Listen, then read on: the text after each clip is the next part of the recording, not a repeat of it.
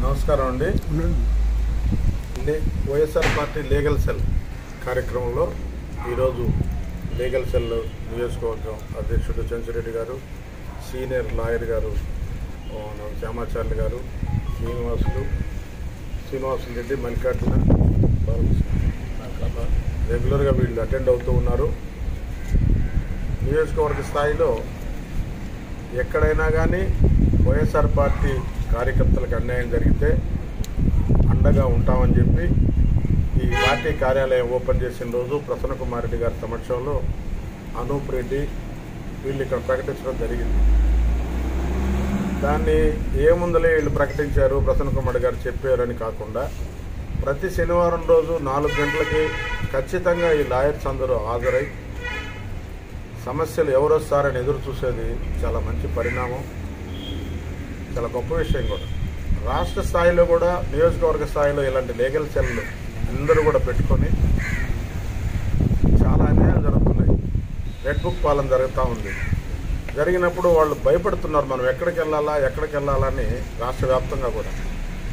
మన నియోజకవర్గంలో కూడా ఇప్పుడు మనం ఒక పెద్ద భరోసా ఇచ్చాం. కోవూరు నియోజకవర్గంలో ఈయన ఒక పెద్ద భరోసా. ఇక్కడ సాయంకాలం వెళ్తే 4 గంటలకి పార్టీ ఆఫీస్లో లాయర్లందరూ ఉంటారు. మనం వాళ్ళకి చెప్పుకోవచ్చు, ₹1 కూడా ఖర్చు వాళ్ళు పోరాడతారు మన కోసం అని. నిజంగా చాలా మంచి పరిణామం ఇది. తర్వాత మొన్న అతను ఇచ్చిన 143 హామీలుగా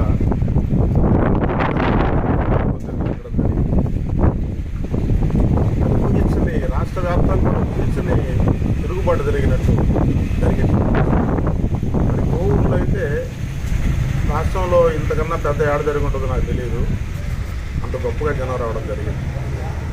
అదేవిధంగా పొదిలి, అదేవిధంగా పలనాడు అనేది ఒక భయంకరమైన సిచ్యువేషన్లో ఉన్నాం మనం. పల్నాడు గ్రామంలో, పల్నాడు నియోజకవర్గంలో ప్రతి చిన్న విలేజ్లో కూడా వైఎస్ఆర్ పార్టీ కార్యకర్త అంటే పొడవడం కూడా చంపేస్తూ ఉన్నారు. గట్టిగా యాక్టివ్గా ఎవరన్నా తిరుగుతున్నాడంటే చంపేస్తున్నారు.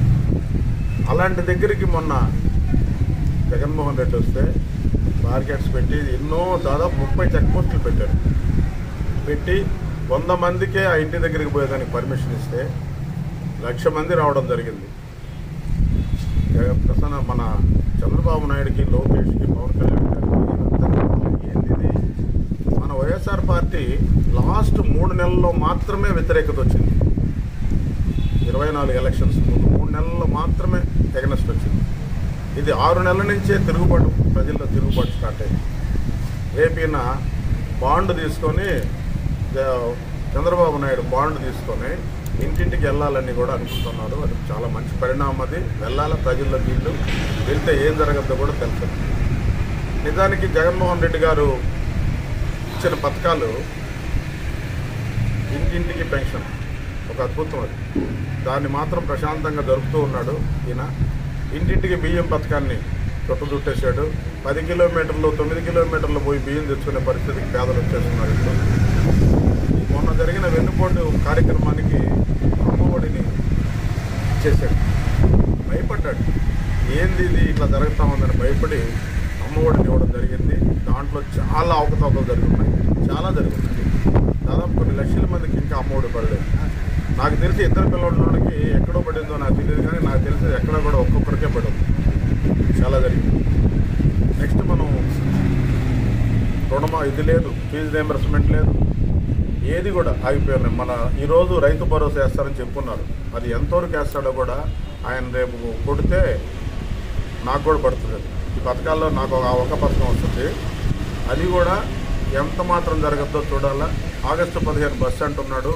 ఆ బస్సుని ఆయన చెప్పడం ఎలక్షన్స్లో బస్సు ఎక్కితే రాష్ట్రం అంతా ఏ మూలైనా తిరగొచ్చు అని చెప్పడం జరిగింది. రేపు ఆయన కొత్తూరు నుంచి పదకూరు రోడ్ నుంచి కోవూరు దాకా, కోవూరు నుంచి కొత్తూరు దాకా, కొత్తూరు నుంచి అమర్చర్ల దాకా అనే పరిస్థితుల్లో పెట్టిందంటున్నాడు.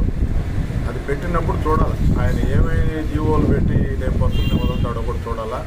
అవన్నీ జరిగిన తర్వాత మళ్ళా మనం ఒక తిరుగుబాటు చేస్తాం. జగన్మోహన్ రెడ్డి ఆదేశాలు, మన గౌరవ శాసనసభ్యులు ప్రసన్న కుమార్ రెడ్డి గారు ఆదేశాలు ఇస్తే ఖచ్చితంగా మనం మళ్ళీ ఒక తిరుగుబాటు కార్యక్రమం చేస్తాం. అతనికి గుణపాఠం రావాలా, అతని మీడియా అందరికి తెలియాలా. రెండవది మీ అందరికీ తెలుసు, కరెక్ట్గా ఈ రోజుకి రెడ్ బుక్ పాలన కోవూరులో నా మీదే మొదలైంది. రెడ్ బుక్ పాలన కోవూరులో నా మీదే మొదలైంది. నేను అప్పుడు కరెక్ట్గా ఇదే రోజు బెంగళూరులో కాలుకు ఆపరేషన్ చేసుకుని ఉన్నాను. నాకు ఫోన్ చేశారు నాకు మిత్రులందరూ, అన్న ఈరోజు ఏదో స్కూల్ దగ్గర ఆర్చి కొట్టేస్తారంట, బస్ షెల్టర్ కొట్టేస్తారంట, బాబా గుడి దగ్గర ఉండే Radha Shankar Reddy bus shelter, Ramanathamma school, ఇక్కడ శ్మశానం దగ్గర, లైబ్రరీ దగ్గర 4వ తేదీ సాయంకాలమే రాళ్లు కొట్టారు రష్యాలపై. ఇవన్నీ జరుగుతాయంట అని చెప్తూ ఉంటే చేయండి, అవన్నీ ప్రభుత్వమే, మేము కట్టాము, మా డబ్బులు పెట్టి మేము కట్టించింది ప్రభుత్వం, అది ప్రభుత్వం జీవోపకారం చేశాము అన్నాము. వాటి జోలికి పోకుండా హైవే సైట్లో నా సొంత స్థలంలో చుట్టూ గోడలు కట్టుకొని ఉంటే జూన్ 22వ తేదీ ఏకోజామున వెళ్ళి 2 జేసీబీలు పెట్టి ధ్వంసం చేశారు. అది ఆ రోజు సాయంకాలానికి ఎఫ్ఐఆర్ కట్టారు. ఈరోజు వరకు కూడా ఏం తేల్చలా. నా సొంత స్థలం నేను ఒకరి దగ్గర కొన్నది, నాకు అమ్మిన వాళ్ళు 40 సంవత్సరాల క్రితం ఉన్న లింక్ డాక్యుమెంట్స్, దానికి సర్వీస్, కరెంట్ ఎలక్ట్రిసిటీ సర్వీస్ ఉంది, ఆ పొలానికి శిస్తు కడుతున్నాము. ఇన్ని నా పేరుతో ఉన్న దాన్ని నిర్దాక్షిణ్యంగా ధ్వంసం చేశారు. ఇవన్నీ కూడా చూస్తూ ఉన్నాం. వస్తుంది ఖచ్చితంగా 29లో మనం వస్తున్నాం. 29లో వచ్చిన తర్వాత మనం ఏంటో, మన కార్యక్రమాలు ఏంటో కూడా చూపిస్తాం వాళ్ళకి. Thank you. ఈరోజు రాష్ట్రంలో ఏం జరుగుతుందో మీ అందరికీ తెలుసు. వైసీపీ నాయకుల్ని టార్గెట్ చేసి ఈ ప్రభుత్వం కక్ష సాధింపుగా వైసీపీ నాయకుల మీద అక్రమ కేసులు పెట్టి, అక్రమ కేసులు బనాయించి వాళ్ళని జైలుకు పంపిస్తూ ఉన్నారు. ఇదంత మంచి సాంప్రదాయం కాదని గత అనేక సార్లుగా ఈ ప్రభుత్వానికి తెలియజేస్తున్నాము. ఈరోజు మొన్న మీరే చూశారు, కొమ్మినేని గారిని ఒక డిబేట్లో ఆ ప్యానల్ మెంబర్ ఏదో మాట్లాడాడని చెప్పి ఆ పత్రిక యాజమాన్యం మీద, అదేవిధంగా కొమ్మినేని గారి మీద కూడా అక్రమ కేసు బనాయించడం జరిగింది. అక్రమ కేసు బనాయించి ఆయన జైలుకు పంపించారు. సుప్రీంకోర్టు కూడా చివాట్లు పెట్టి ఆయనకి వెంటనే బెయిల్ ఇవ్వండి, ఆయన్ని విడుదల చేయండి. ఎవరో ప్యానలిస్టు, ఒక ప్యానల్ మెంబర్ మాట్లాడితే ఆ మాటలకి కొమ్మినేని గారికి ఏంటి సంబంధము? ఇది ఈ సాక్షి పత్రిక మీద కక్ష సాధింపుగా చేస్తున్నారనేటటువంటి విషయం సుప్రీంకోర్టు కూడా క్లియర్గా చెప్పడం జరిగింది. సుప్రీంకోర్టు ఒక తట్టు ఈ విధంగా అక్రమ కేసులు బనాయిస్తున్నారని సుప్రీంకోర్టు దృష్టికి కూడా మా లీగల్ సెల్ న్యాయవాదులు తీసుకెళ్ళి చెప్పడం ద్వారా సుప్రీంకోర్టుకి కూడా ఈ విషయం అర్థమయ్యి ఆ కేసుల్లో వెంటనే బెయిల్ ఇచ్చి వదిలేయటం జరిగింది. అలాగే మా జిల్లా అధ్యక్షులు కాకాని గోవర్ధన్ రెడ్డి మీద కూడా కొన్ని అక్రమ కేసులు బనాయిస్తే హైకోర్టు వెంటనే తక్షణమే ఆ కేసుల్లో విచారణ ఆపమని చెప్పి కొన్ని కేసుల్లో ఉత్తర్వులు ఇవ్వటం జరిగింది. ఒక తట్టు సుప్రీంకోర్టు అత్యున్నతమైనటువంటి న్యాయస్థానం, మరోవైపు మన ఆంధ్రప్రదేశ్ హైకోర్టు, అన్ని కోర్టులు కూడా ఆనరబుల్ న్యాయస్థానాలు ఒక తట్టు అక్రమ కేసులు పెట్టకండి, ప్రజాస్వామ్యంలో ఇది మంచి పరిణామం కాదు, ఇలాంటి కక్ష సాధింపు చర్యలు మంచివి కాదని చెప్పి కోర్టులు చెప్తున్నప్పటికి కూడా ఇక్కడ ప్రజాస్వామ్యాన్ని కూనీ చేస్తూ ఈ రాష్ట్ర ప్రభుత్వం వైఎస్ఆర్సీపీ నాయకుల్ని టార్గెట్గా చేసుకొని వాళ్ళ మీద అక్రమ కేసులు పెట్టి వేధింపులకు గురి చేస్తూ ఉన్నారు. ఇది రాజకీయాల్లో మంచి పరిణామం కాదు అని చెప్పి ప్రభుత్వానికి తెలియజేస్తున్నారు. ఈరోజు మీరు ఈ విధంగా దాడులు, దౌర్జన్యాలు, అరాచకాలు, అత్యాచారాలు, రౌడీజం, రాజ్యాంగం కొనసాగిస్తూ ఉన్నారు. మహిళల మీద, మైనార్టీల మీద, ఉద్యోగుల మీద, నిరుద్యోగుల మీద, ప్రజాస్వామ్యవాదుల మీద, ప్రతిపక్షాల మీద దాడులు చేస్తున్నారు. ఇది ఎంతవరకు మంచి పరిణామం అని చెప్పి మీరు ఆలోచన చేయాల్సినటువంటి అవసరం ఉంది. ఏ ప్రభుత్వం అయినా ప్రజల ఆకాంక్షల మేరకు పరిపాలన చేయాల్సినటువంటి అవసరం ఉంది. అది వదిలేసి ఈరోజు ఒక ప్రతిపక్ష పార్టీని టార్గెట్గా చేసుకొని ప్రతిపక్ష పార్టీకి యొక్క కార్యక్రమాలని ఆపేదానికి ప్రయత్నం చేస్తున్నారంటే మీకు భయభ్రాంతులకు గురి అవుతున్నారు, మీరు భయపడుతున్నారు. ప్రతిపక్షాన్ని చూసి భయపడేటువంటి స్థాయికి అధికార గవర్నెన్స్ దిగజారిపోతా ఉంది. దాన్ని ఆలోచించాల్సినటువంటి అవసరం. ఈరోజు అలివిగానే హామీలు ఇచ్చారు, నెరవేర్చలేనటువంటి హామీలు ఇచ్చారు, ప్రజల్ని ఊరించారు, సూపర్ 6 చెప్పారు, సూపర్ బాధుడు బాధతా ఉన్నారు. ఈరోజు సహజ సంపదలను దోసుకుంటున్నారు, జిఎస్టీ పడిపోతూ ఉంది. వాటి మీద దృష్టి పెట్టాల్సినటువంటి అవసరం. ఈరోజు ఒక సంవత్సర కాలంలోనే 1,56,000 కోట్లు అమలు చేశారు. అదే మేము అడుగుతున్నాం, ఏమైపోయింది? రాష్ట్ర ప్రజలకు ఏం మేలు చేశారు మీరు ఈరోజు మహాశక్తి అన్నారు, ఆడబిడ్డ నిధి అన్నారు, నిరుద్యోగ వృత్తి అన్నారు. అదేవిధంగా రైతులకు గిట్టుబాటు ధర కల్పించలేనటువంటి పరిస్థితిలో ఉన్నారు, నాణ్యమైన విద్య అందించలేనటువంటి పరిస్థితిలో ఉన్నారు, ఇంగ్లీష్ మీడియం చదువులు అందించలేనటువంటి పరిస్థితిలో ఉన్నారు, గ్రామాల్లో మౌలిక సదుపాయాలు కల్పించలేనటువంటి పరిస్థితిలో ఉన్నారు, పాఠశాలను అభివృద్ధి చేయలేనటువంటి పరిస్థితిలో ఉన్నారు, అభివృద్ధిని పూర్తిగా ఆపేసినటువంటి పరిస్థితిలో ఉన్నారు, అభివృద్ధిని ముందుకు తీసుకోపోవట్లేదు. ఆ రోజు అన్ని ప్రాజెక్టులు, అన్ని పరిశ్రమలు వచ్చినాయి, వాటిని అన్నింటినీ కూడా నిర్వీర్యం చేస్తున్నారు. ఈరోజు విదేశీ పెట్టుబడులు పారిపోతున్నారు ఈ రాష్ట్రంలో. మిమ్మల్ని చూసి, మీరు చేసే కక్ష సాధింపు చర్యలు చూసి, ఈ లాండ్ ఆర్డర్ అదుపులో లేదు, ఇక్కడ మన పరిశ్రమలు పెట్టుకుంటే మనకి సరైన సదుపాయాలు ఉండవు అని చెప్పి విదేశీ పెట్టుబడులు కూడా వెళ్ళిపోయేటటువంటి పరిస్థితిలో మీరు ఈరోజు ఉన్నారు.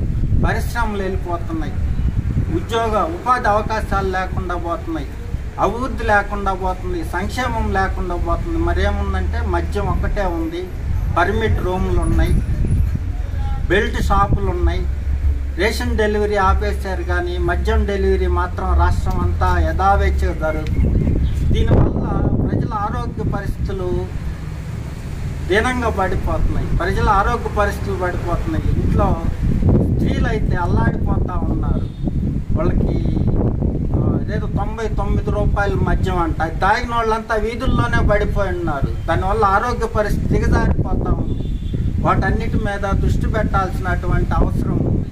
ప్రజలకు అందించాల్సింది మద్యం కాదు, ప్రజలకు అందించాల్సింది త్రాగునీరు, సాగునీరు.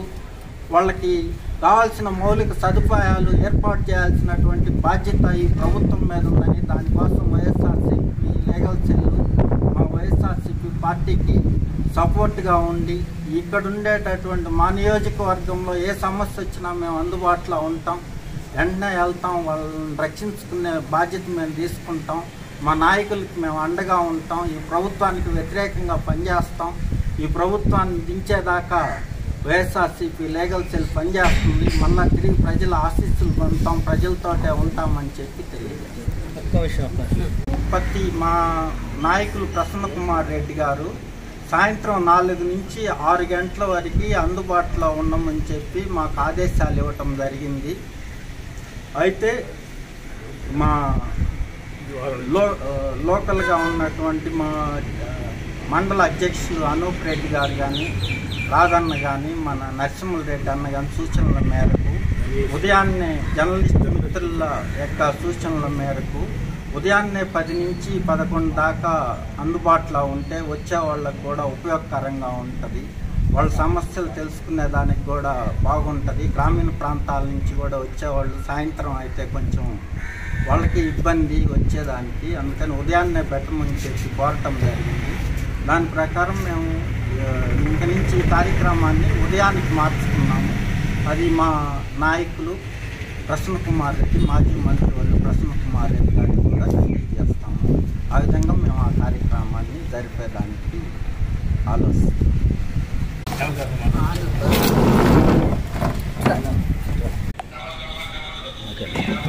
ఒక్క నిమిషం ఆగండి, వాడు వెళ్ళిపోతాడు. సెట్ కావాలి కదా నాకు కూడా. నా దానికి అర్థం వచ్చేట్లేదు. ఇప్పుడు అర్థం పట్టు చెయ్యి వచ్చేస్తా కదా. ఓకే, అందరికీ నమస్కారం. వైఎస్ఆర్ కాంగ్రెస్ పార్టీని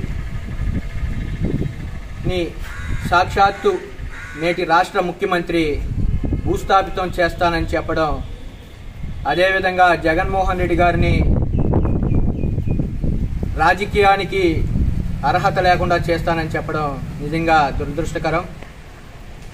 మొన్న చూసాం, సత్తెనపల్లిలో 100 మందితో రమ్మన్నారు. తాడేపల్లి నివాసం నుంచి బయలుదేరితే సత్తెనపల్లి దాకా 100 మందితో రమ్మంటే 1,00,000 మంది సైన్యంతో ఆయన అభిమానులు ఆయనకి అండగా రావడం చూసాం.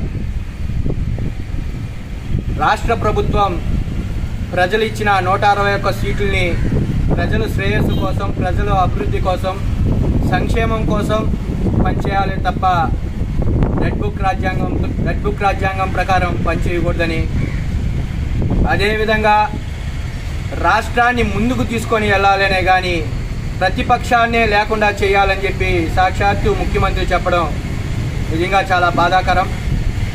దాన్ని తీసి పక్కన పెడితే వారం క్రితం అమ్మఒడి వేయడం జరిగింది. అమ్మఒడి 13,000 రూపాయలు వేస్తే మేము దానికి తీసేసినట్టు కాకుండా స్కూల్స్ ఇంకొక 13,000 రూపాయలు పెంచి ఈరోజు కోవూరు మండలంలో ఉండే ప్రైవేట్ విద్యా సంస్థలు గతంలో 30,000 ఉంటే ఈరోజు 50,000 రూపాయలు చేసిన పరిస్థితికి తీసుకొని వచ్చారు. గతంలో జగన్మోహన్ రెడ్డి గారు ప్రైవేట్ స్కూల్స్కి 25% పిల్లలకి ఫ్రీగా చదువు చెప్పాలని చెప్పి ఒక ఆర్టీ యాక్ట్ కింద ఎడ్యుకేషన్ డిపార్ట్మెంట్కి జీవో పాస్ చేస్తే ఆ జీవోని నీరు కార్చి ఈరోజు అమ్మఒడికి 13,000 కలిపి వాళ్ళ ఫీజులతో 50,000 రూపాయలు చేసి మౌలిక వసతులు పిల్లలకి బాత్రూమ్లు, వాళ్ళకి కావాల్సిన నీరు అవన్నీ లేకుండా ఈరోజు స్కూల్స్ నడపడం జరుగుతుంది. ఒక్కసారి నేను మండల ఎడ్యుకేషన్ డిపార్ట్మెంట్కి కూడా తెలియజేస్తున్నా, ఒక్కసారి మీరు స్కూల్స్ని తనిఖీ చేయండి. పిల్లలు విపరీతంగా ఇబ్బంది పడుతున్నారు. క్లాస్కి ఉండాల్సిన మోతాదుకు మించి 20 మంది 30 మంది ఉండాల్సి వస్తే ఈరోజు స్క్వేర్ ఫీట్లో ఇంచుమించు 50-60 మంది క్లాస్ రూమ్స్లో ఉండే పరిస్థితి. ఒకసారి మీరు మండల ఎడ్యుకేషన్ డిపార్ట్మెంట్ వారు ఒకసారి స్కూల్స్ అన్ని ఎంక్వైరీ చేసి తల్లిదండ్రుల మీద భారం మోయకుండా స్కూల్ ఫీజు ఎంత ఉండాలి, స్కూల్ స్ట్రెంత్ ఎంత ఉండాలి, గ్రౌండ్ లెవెల్ ఎంత ఉండాలి అని ఒకసారి తనిఖీ చేసి తల్లిదండ్రుల్ని వాళ్ళు పడే బాధని ఒకసారి చూడాలని చెప్పి కోరుతున్నాం. అదేవిధంగా గత ప్రభుత్వంలో 25% ఆర్టీ యాక్ట్ కింద ఫీజుగా పిల్లకాయలకి ఆన్లైన్లో అప్లై చేసుకుంటే ఫ్రీగా వస్తున్న పరిస్థితిలో ఈ సంవత్సరం ఒక్క స్కూల్లో కూడా ఒక్క విద్యార్థినికి కూడా ఫ్రీగా చదువు చెప్పే పరిస్థితి లేకుండా ఉంది. చాలామంది పేద విద్యార్థులు ఉన్నారు. ఆ పేద విద్యార్థులు ప్రైవేట్ స్కూల్స్లో ఇంగ్లీష్ మీడియంలో చెప్పాలని చెప్పి చదివించాలని చెప్పి చూస్తుంటే ఈరోజు ప్రైవేట్ స్కూల్స్ అన్నీ వాళ్ళందరి తల్లిదండ్రుల మీద భారం మోపడం జరుగుతుంది. దీన్ని ఒకసారి దృష్టిలో పెట్టుకొని అధికారులకు కూడా తెలియజేస్తున్నాం. దీన్ని మీరు వెంటనే తక్షణమే మీరు కానీ దీని మీద కానీ యాక్షన్ తీసుకోకుండా కానీ ఉంటే వైఎస్ఆర్ కాంగ్రెస్ పార్టీ తరఫున తల్లిదండ్రులందరికీ అండగా ఉండే కార్యక్రమం చేపడతామని చెప్పి తెలియజేస్తూ సెలవు తీసుకుంటున్నాను.